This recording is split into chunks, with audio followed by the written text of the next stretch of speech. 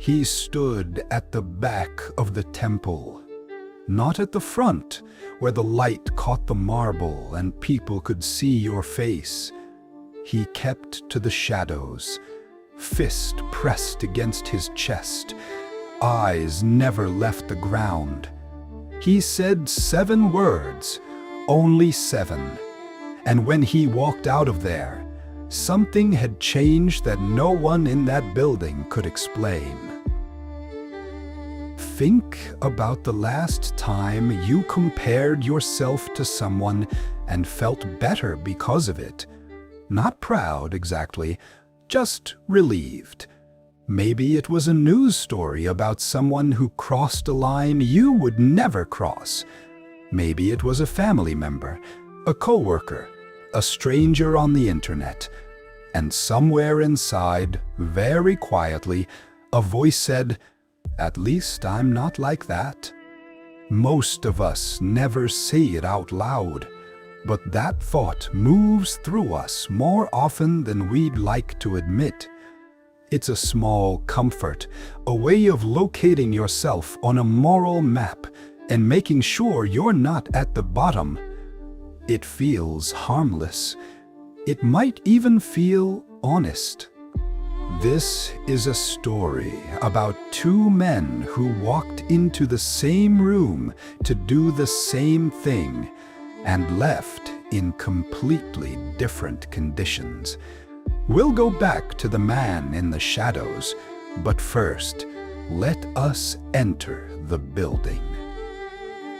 The temple in Jerusalem was not a quiet building. By the 1st century, it had been expanded by Herod the Great into one of the most massive religious structures in the ancient world. Historians estimate it could hold tens of thousands of people on major feast days. It was loud. It was crowded. It was the geographic and spiritual center of Jewish public life, the place where heaven and earth were understood to meet. People came every day to pray, not privately in the way we might picture it, alone, eyes closed, at a kitchen table. Prayer in the 1st century was public, physical, often vocal. You stood, you raised your hands, you spoke, and in a space like the temple, everyone around you could hear exactly what you were saying to God.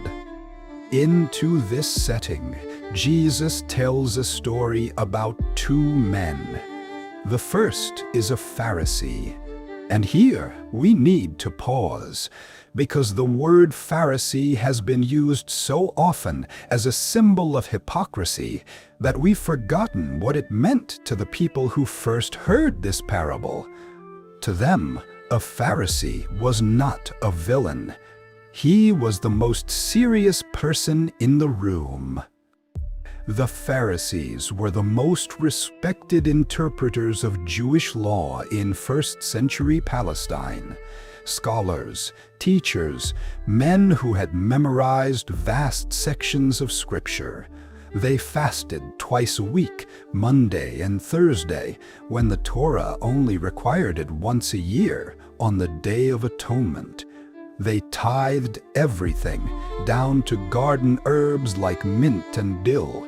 They were, by every observable standard, deeply committed to God. When a Pharisee walked into the temple, people made space. They lowered their voices. His presence carried weight. His prayer carried weight. And he knew it, not with arrogance exactly, but with the settled confidence of a man who had done the work and knew what the work was worth. The second man is a tax collector, and again, the word sounds mild to modern ears. A civil servant, perhaps, someone who processes paperwork. But to a 1st century Jewish audience, hearing tax collector would have landed like something much harder than that. Tax collectors in Roman-occupied Judea were not government employees in the modern sense. They were local men, Jewish men, who had purchased the right to collect taxes on behalf of Rome. The system worked like this. Rome set a minimum quota. Everything above that quota, the collector kept for himself, which meant the system rewarded extraction. The more you overcharged your own neighbors, the more you earned. To share a meal with a tax collector was considered a moral compromise. To stand beside one was a form of contamination. They were listed in the religious literature of the day alongside prostitutes and open sinners, men who had traded their loyalty to an occupying empire for personal profit. Their own community had written them off entirely, and every one of them knew it. The Pharisee takes his position at the front. This is normal. This is expected. The front is where serious worshipers stand, near the holy place, close to the center of things. He lifts his eyes toward heaven. He begins. God, I thank you that I am not like other people, swindlers, evildoers, adulterers, or even like this tax collector. I fast twice a week and give 1/10 of all I receive. Notice, it begins as gratitude. I thank you. He is not, in his own mind, bragging to the room. He is talking to God. He is being honest. And the honest truth from where he stands is this: he has lived well. He has done the work. He has kept the rules while others did not. The Pharisee was not lying. Let that sit. He actually fasted twice a week. He actually gave his tithe. He actually wasn't a swindler or an adulterer. The list he recites is a real list. If you had asked anyone in Jerusalem to assess his character, you would have heard high marks. His reputation was not fabricated. But there's something unusual in the architecture of the prayer. It doesn't move toward God, but it moves around the speaker. It begins with gratitude and ends with a balance sheet.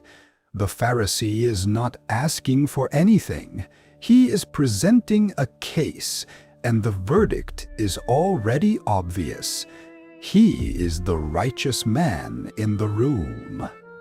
At the back, the tax collector stands differently. He will not come to the front. He will not raise his eyes. The text says he beat his chest, a first-century gesture of grief, of internal anguish, not performance, not calculation, the gesture of a man who has something very specific in mind when he walks in here. God, have mercy on me, a sinner. In the Greek of Luke's Gospel, the word is not just hamartolos, a sinner. It carries the force of the sinner, as if he is the only one in the building honest enough to admit what he actually is. He offers no credentials, no context, no explanation for how he got here or whose fault it partly was. He does not promise to do better. He has one sentence, and he uses it entirely to describe where he actually stands, with no softening, no negotiation, no favorable comparison to make the truth more bearable. Here is the tension at the center of this parable, and it's a real one because it's easy to miss if you're moving too fast. The Pharisee was not lying. His spiritual resume was genuine. So what exactly is the problem? Is Jesus saying that doing good things is dangerous? That fasting and giving are traps? That the only acceptable posture is to stand in the back and declare yourself a sinner? That reading does not hold up. Elsewhere in the same gospel, Jesus praises the woman who pours out expensive oil. He praises the widow with 2 small coins. He praises the man who sells everything. Generosity and sacrifice matter enormously.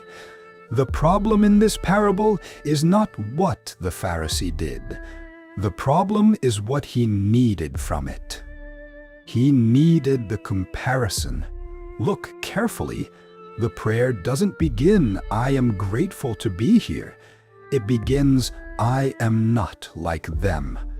The goodness is real, but the goodness is being used as a way of drawing a line between himself and the man at the back. His virtue had become a mirror, turned outward to show him how far above the others he stood. That is a very different thing from devotion. Devotion moves towards something. This prayer moves away from the swindlers, the evildoers, the adulterers, and especially away from that man. The Pharisee built his righteousness on the distance between himself and others, and that distance required the others to remain beneath him. The tax collector carries a different kind of weight. He has genuinely done harm. He has overcharged people who could not afford it. He has profited from their poverty. He has, in the language of his own culture, made himself ritually and morally unclean. Coming to the temple at all required something, either nerve or desperation, or both. So 2 men walk into the same space, carrying 2 kinds of weight.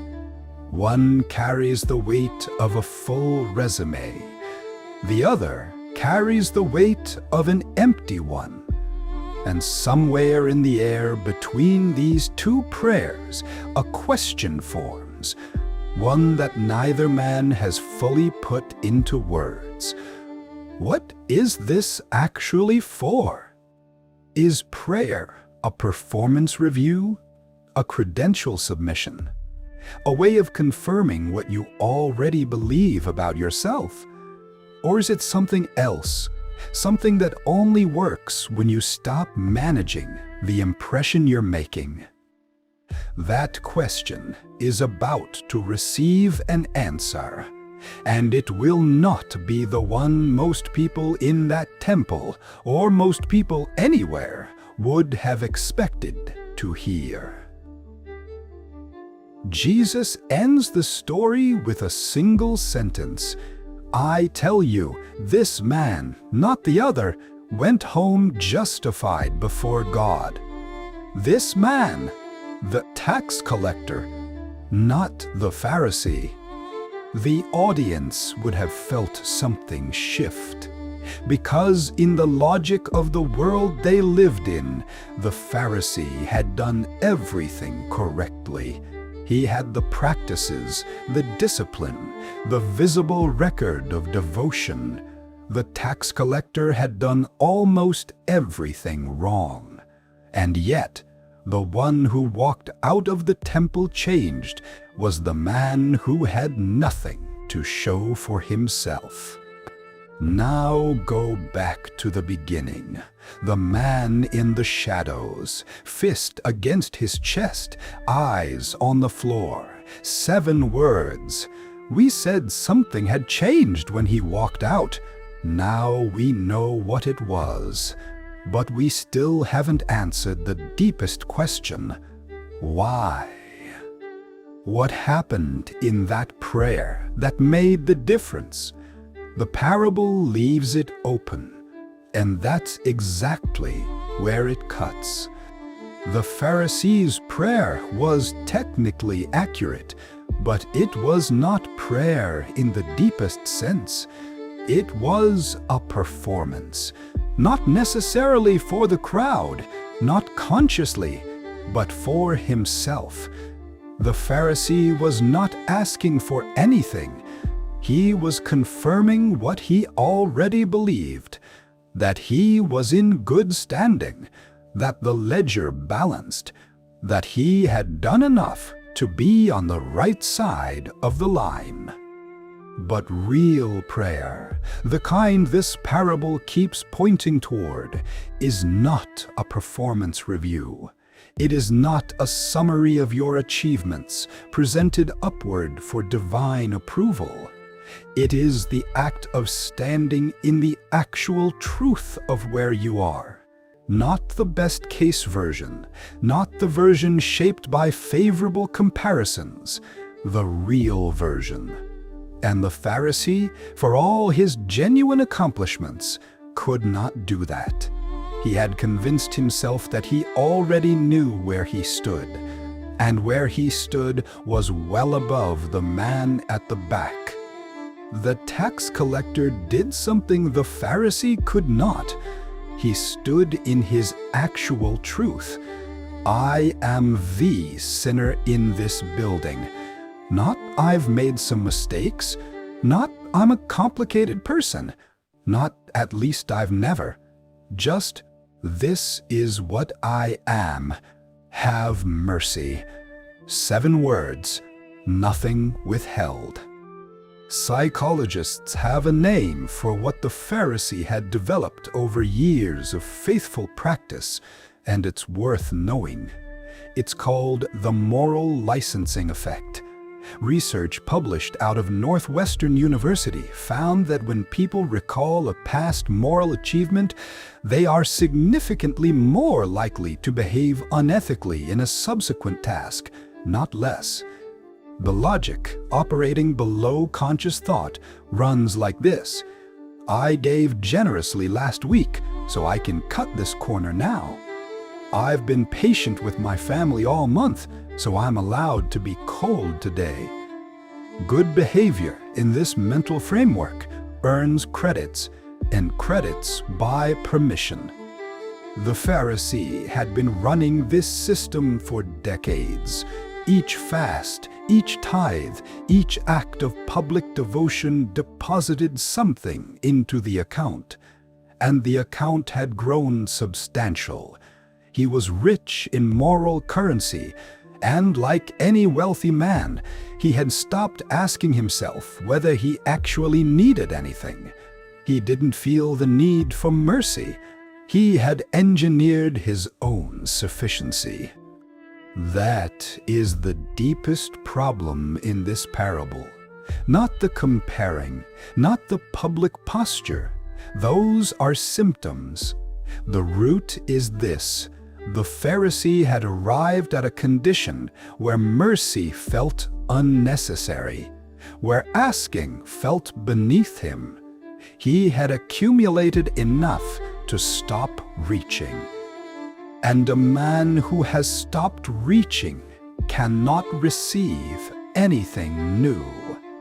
The tax collector had no such cushion, no accumulated goodness to draw on. He walked into the temple carrying nothing, and somehow that nothing made space for something the Pharisee's fullness could not hold. Jesus adds a final line, almost quietly, "For everyone who exalts himself will be humbled, and everyone who humbles himself will be exalted." This is not a threat. It is a description of how something works, like a law of internal physics. The posture you take before the actual truth of yourself determines what you are able to receive, not as a reward system, as a function of reality. There is one more thing in this parable that is easy to miss. The Pharisee prayed about the tax collector. He mentioned him, not by name, he didn't know his name, but he pointed across the room and used that man as evidence of how far he himself had come. Not like that man. The tax collector was a prop in someone else's prayer. The tax collector never mentioned the Pharisee, not once. He wasn't looking across the room, measuring himself against someone worse off. He wasn't building his case by contrast. He was entirely, uncomfortably focused on himself, the real version, unedited. That is an extraordinarily difficult thing to do. To stop looking sideways, to stop measuring yourself against the visible failures of others, and using that measurement as a substitute for actual self-knowledge. To stand in your own actual condition, without softening, without context, without the comparison that makes it bearable, and say, "This is where I am. This is what I need." The man in the shadows walked out of the temple changed, not because he had earned it, not because his record suddenly looked better, but because he had stopped pretending he didn't need it. The moral licensing effect is not a religious phenomenon. It shows up in studies of ordinary behavior with striking regularity. In the Northwestern research, participants who wrote about a past act of generosity were measurably more likely to lie in a subsequent task than those who had written about a neutral memory. The earlier goodness didn't make them more ethical. It made them feel they had already covered that ground. The phrase, "At least I'm not like," runs through modern life in ways most of us never stop to notice. At the dinner table, in traffic, in the comment section of a news article, we find someone who has done something we would never do, or something we tell ourselves we would never do. And for a moment, the comparison does what the Pharisee's prayer did. It locates us. It confirms we're not at the bottom. Social media has made this mechanism newly visible. The practice of publicly signaling virtue, posting about your charitable donation, your attendance at a rally, your dietary choices, your reading list, is not always dishonest. But research on what psychologists call moral credentialing shows something uncomfortable. Announcing your goodness to others can actually reduce your internal pressure to live it. The moral work feels done. The accounting is closed. This is not about individual bad faith. It is about a mental architecture we all share. We need to know where we stand on the map. And the quickest way to establish that is not to examine ourselves carefully.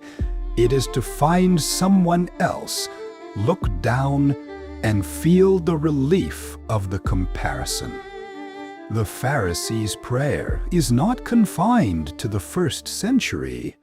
It is the internal monologue running through any person who has scrolled past a story about someone's collapse and felt, briefly, quietly, better about their own life. At least I haven't done that. At least my marriage isn't like theirs. At least I'm not that far gone. It feels like perspective. It functions like avoidance. What does it actually look like to be the tax collector in this story today? Not in performance, not in public declarations of unworthiness, not in competitive self-criticism, The tax collector didn't perform his brokenness. He simply stopped pretending. That distinction matters enormously. It looks like this. The moment you catch yourself building the "at least I'm not like" sentence, and instead of finishing it, you stop and ask the harder question, not "who am I better than," but "where am I actually?" Not compared to that person, not relative to some worst-case scenario, just "where am I? What is actually true?"